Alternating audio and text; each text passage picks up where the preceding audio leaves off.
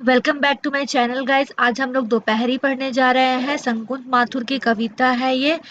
इस पाठ का परिचय है। दोपहरी नामक कविता में कवित्री संकुच माथुर से गर्मी की दोपहरी में जलती सड़कें, उन पर चलते यात्री, पशु आदि की विपरीत स्थिति का वर्णन किया है। कवित्री ने बड़े घरों के लोगों एवं उनके कुत्तों के सुख का वर्णन किया है, जो सामान्य मनुष्य को भी नहीं मिल पाता है। गर्मी की दोपहरी में तपे हुए नभ के नीचे काली सड़कें तारकोल की अंगारे सी जली पड़ी थी, चाह जली थी, पेड़ों की भी पत्ते झुलस गए थे, नंगे नंगे दीर्घकाय कंकालों से वृक्ष खड़े थे, हो अकाल के ज्यों अवतार। इसका अर्थात कवित्री इस अंश में दोपहरी के प्रचंड रूप का वर्णन किया है, जिससे मनुष्य ही नहीं प्रकृति भी बुरी तरह प्रभावित हो रही है। कवित्री ने गर्मी की दोपहरी का वर्णन करते हुए कहा है कि इस दोपहरी में तपते हुए आकाश के नीचे काली कोल तार की सड़कें इतनी गर्म है मानो अंगारे जल रहे हों, अर्थात सड़कें अंगारे के समान गर्म है। इस भीषण गर्मी में छाया भी जल रही थी। पेड़ों के पत्ते झुलस जाने से वे नंगे धड़ंग से ऐसे दिख रहे थे जैसे बड़े विशालकाय कंकाल हो। वे अकाल के साक्षात अवतार प्रतीत हो रहे थे, अर्थात जैसे अकाल की मार सहते सहते व्यक्ति के शरीर से मांस और कोमलता गायब हो जाती है और वह हड्डियां ढांचा मात्र ही बचता है, वही स्थिति पेड़ों की हो रही है। एक अकेला तांगा था दूरी पर, कोचवान की काली सी चाबुक के बल पर वो बढ़ता था, घूम घूम जो बल खाती थी सर्प सरीखी, बेदर्दी से पड़ती थी दुबले घोड़ों की गरम पीठ पर, भाग रहा वो तारकोल की जली अंगीठी के ऊपर से। इसकी व्याख्या है। कवित्री कहती है कि गर्मी की दोपहरी अपना भीषण रूप दिखा रही थी। गर्मी के मारे सब कुछ जलता हुआ प्रतीत हो रहा था। कोई भी घर से बाहर नहीं निकलना चाहता था। ऐसे मौसम में सड़क पर अकेला तांगा कुछ दूरी पर दिख रहा था। वह तांगा कोचवान की लहराती काली चाबुक के बल पर आगे बढ़ रहा था। उसे खींचने वाला घोड़ा गर्मी से परेशान होने के कारण तांगा खींचना नहीं चाहता था। वह बेदम हो चुका था, पर कोचवान सांप सी बल खाती नागिन जैसे चाबुक से उसकी गर्म पीठ पर मारता था। वह वेदना सहकर भी अंगीठी के समान जलती कोल तार की सड़क पर भागने के लिए विवश था। उसके पास और कोई दूसरा उपाय भी तो नहीं था। कभी एक ग्रामीण धरे कंधे पर लाठी, सुख दुख की मोटी सी गठरी लिए पीठ पर भारी, जूते फटे हुए जिनमें से थी झांक रही गांवों की आत्मा, जिंदा रहने के कठिन जतन में पांव बढ़ाए आगे जाता। घर की खपरेलों के नीचे चिड़िया भी दो चार चोंच खोल उड़ती छिपती थी, खड़े हुए आंगन में फैली कड़ी धूप से। इसका व्याख्या है। इस पंक्तियों में कवित्री ने गर्मी की दोपहरी में परेशान ग्रामीण पथिक और चिड़ियों की व्यथा का वर्णन किया है।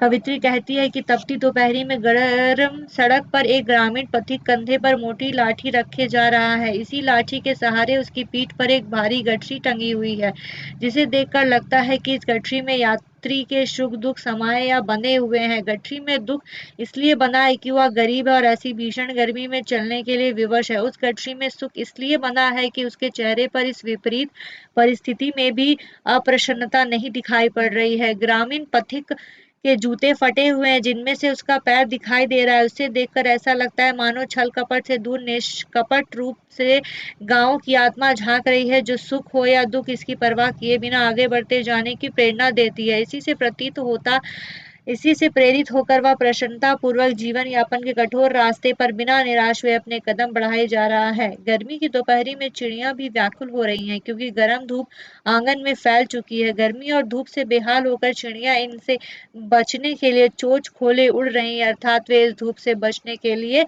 छां खोज रही हैं। बड़े घरों के श्वान पालतू बाथरूम में पानी की हल्की ठंडक में नैन मूंद कर लेट गए थे। कोई बाहर नहीं निकलता। सांझ समय तक थप्पड़ खाने गर्म हवा के संध्या की भी चहल पहल ओढ़ी थी, गहरे सूने रंग की चादर गर्मी के मौसम में।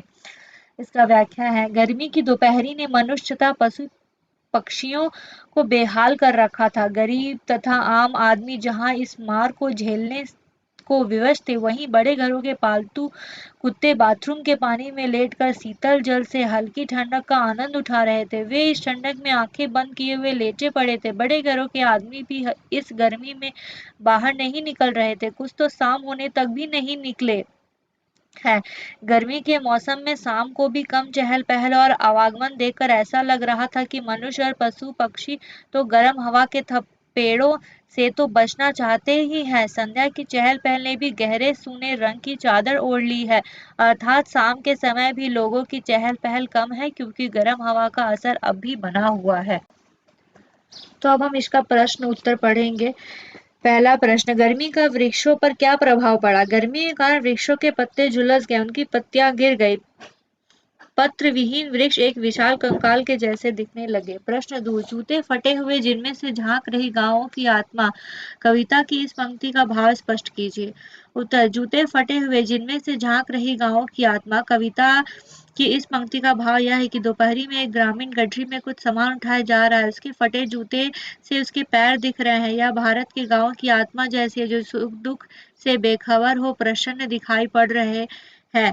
प्रश्न 3, गर्मी में बड़े घर के कुत्तों को प्राप्त सुविधाओं और आम आदमी की मजबूरी की तुलना कीजिए। उत्तर, गर्मी में बड़े घरों के कुत्ते कूलर, एयर कंडीशनर में बैठकर शीतलता की अनुभूति करते हैं। वे गर्मी की मार से बचने के लिए बाथरूम के पानी भरे टब में आंखें बंद किए पड़े रहते हैं। इसके विपरीत आम आदमी को कदम कदम पर गर्मी के थपेड़े सहने पड़ते हैं, क्योंकि 2 जून की रोटी जुटाने के लिए उसे बाहर निकलना ही होता है। वह सर्दी, गर्मी, बरसात आदि की मार को अपनी नियति समझकर सह लेता है।